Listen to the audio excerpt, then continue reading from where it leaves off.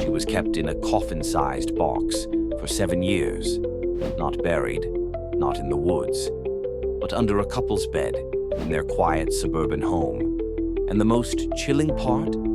She sometimes left the house and came back willingly. In 1977, Colleen Stan was 20 years old and hitchhiking from Oregon to California to visit a friend. She was careful, experienced even. She turned down 2 rides before saying yes to a young couple in a blue Dodge with a baby in the back seat. The man's name was Cameron Hooker. He seemed polite. His wife, Janice, smiled gently. It felt safe. So Colleen got in. An hour later, everything changed. Cameron pulled over near an overpass, forced Colleen into silence at knifepoint, and placed a heavy wooden box over her head, blocking out all sound and light. It was claustrophobic, panic-inducing. She was taken to their house in Red Bluff, California, and locked inside a coffin-sized wooden box under their bed. She would stay there for 2,536 days, 23 hours a day. No light, no movement, no voice. The only time she was let out was to be restrained, humiliated, or manipulated. Cameron wasn't just physically abusive, he was calculated. He fabricated a secret organization called The Company and told Colleen they were watching her.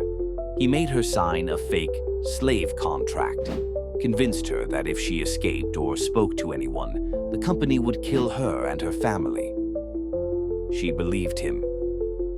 He had such control that, eventually, he didn't even need chains. He'd let her shower, eat, even go outside, then crawl back into the box willingly. She was completely broken psychologically. One of the most disturbing parts, he allowed her to visit her family.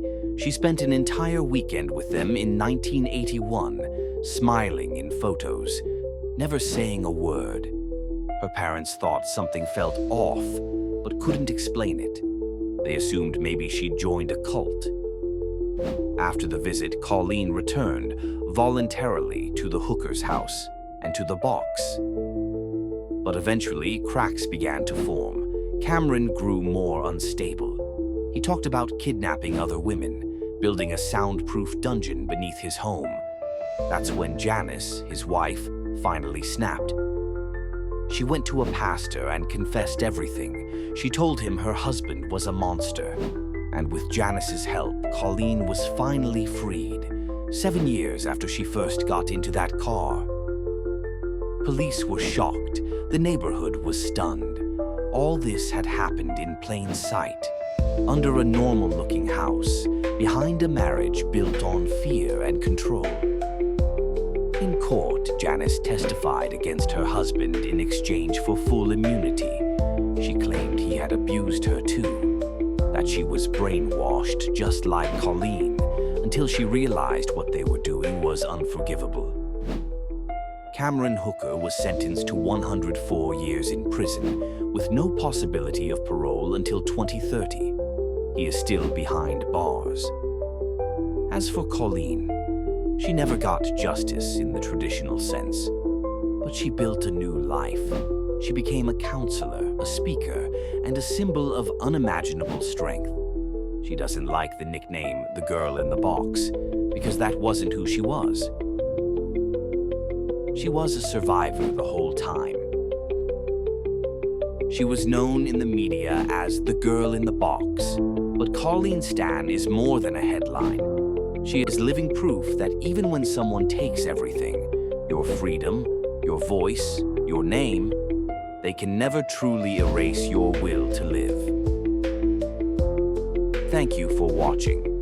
If this story kept you hooked, hit like, subscribe for more chilling cases, and turn on the bell, because the next story might be even darker. Share your thoughts below, and stay safe out there.